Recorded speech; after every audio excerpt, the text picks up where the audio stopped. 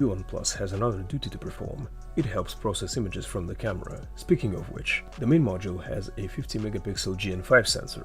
This module has a 1.88 aperture lens and gimbal stabilization. This camera can record 8K videos. Additionally, there is a 3x telephoto camera 69mm with OIS and a 14.6 megapixel sensor. Also on the back is a 150 degrees ultra-wide angle lens, this one with a 50 megapixel sensor. The selfie camera on the front has a 16 megapixel sensor. The iQOO 10 Pro is now available for registration through the online Vivo shop in China. Sales will begin on July 26th.